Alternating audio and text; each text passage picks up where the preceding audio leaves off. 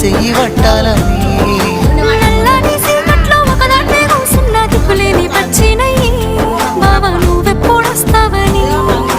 ఏలైపోతుంది పిల్ల